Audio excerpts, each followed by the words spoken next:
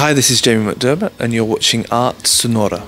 We're seeing this real kind of homogenization, pasteurization, kind of manufacturing of pop music occurring in a very kind of fast and furious way in the UK, and wanted to make music that was innovative, but also was popular music in that it had a heavy focus on form and content, and creating something that communicated emotionally. I didn't want to make music that was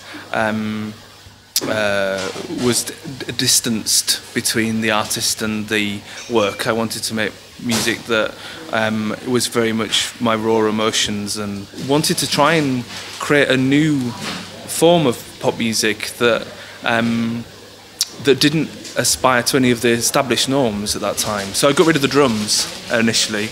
I got rid of the electric guitar and rid of the guitar, and started to work with orchestral instruments, even though I didn't know what they were really or what they were meant to do, because I wanted to try and make music that didn't have a definite rhythm in it, and that didn't have guitar chords in it, didn't have any of those things that were rock in it. Somebody else was trying to do a band that was really similar, and it got me angry.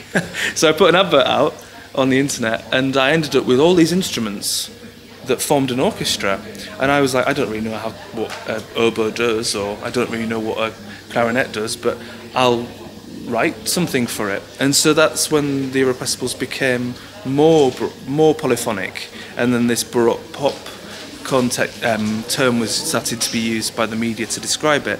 I'm really naive as an artist. I don't understand the depths and complexities of classical music, or the depths and complexities of jazz, or the depths and complexities even of rock music.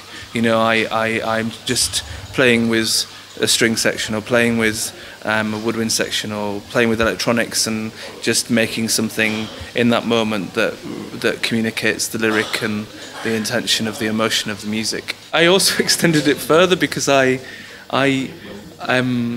decided that I didn't want to perform in the normal way either, which all of these things caused masses of problems early on, because people were like, well, that doesn't fit the normal format, that's not how you're meant to do things. I started to choreograph the orchestra to move, and when they performed, to create this organism of performance through movement that connected as like a shoal of fish or a flock of birds to the emotional intent of that point in the line or the rhythm of the music at that point. And I've continued that, and then house it within an installation, a scenario live that resonates with the lighting, augments with the lighting, augments with the set. Because it's really interesting, is sound. Sound is like a box, and you can only fit a certain amount of things in it.